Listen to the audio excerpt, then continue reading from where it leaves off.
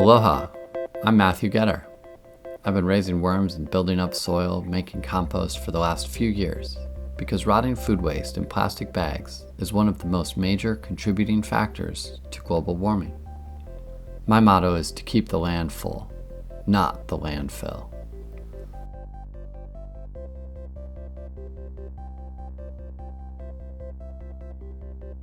If you've started keeping a small worm bin or building your own compost pile, I thank you for contributing to the solution instead of being part of the problem.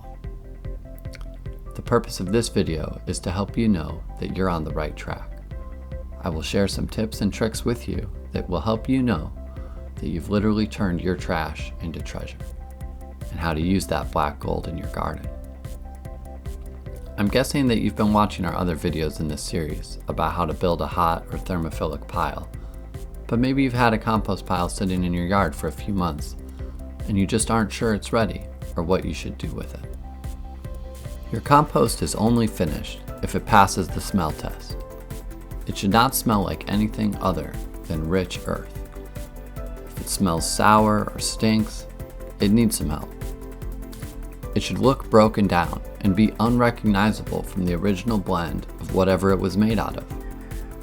If you were ever properly temperature checking your pile, you should have seen the heat rise above 135 degrees at least 3 times. But your finished compost will have cooled down and should no longer be hot to the touch. But the best way to know if your compost is ready is if it tastes good. To the worms. Don't eat your compost. But the presence of worms is a great indicator that the material is fully alchemized and it is now teeming with microbial life. Just like the sharks on the reef are an indicator of a healthy ecosystem, large insects like millipedes and worms are proof that all of the microbes that they're eating are present as well. You should have the opportunity to witness this transformation before your eyes in a few months' time. Don't just build a pile and forget about it. As you've been watering and pitchforking and checking on your pile once a week, pay attention to the bugs you see, and that will help you stay on the right track. If there's lots of flies around your pile, it's probably because you haven't properly layered enough mulch or tarped over your pile to trap in the heat that will kill those maggots. If there's lots of ants in your pile, it's probably too dry and needs more water. Ants like an environment with less than 50% moisture, but worms prefer an environment with more than 50% moisture. When you start to see worms taking over your pile, you're on the right track. When your pile is starting to look finished, it's time to start screening or sifting out any of the larger pieces that aren't broken down. Screening your pile is a great way to break up any clumps of soil, and it gives you a chance to remove rocks or any trash that might have gotten in. Any material that doesn't pass through your screener can simply be added to your next compost pile.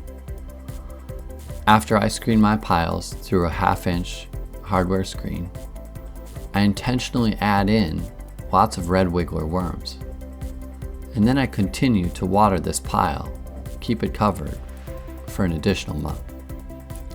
This curing process ensures that the beneficial microbes and worms are well established in the compost and all the organic matter is converted into a form that's ready for the plants to absorb.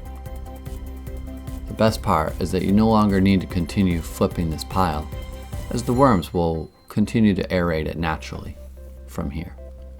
Now that you've got that black, gold, rich soil, it holds together, holds moisture, and is most importantly full of life. It's time to get that soil into your garden. Mature, established plants that are already in the ground love a nice 1/4-inch top dressing of compost.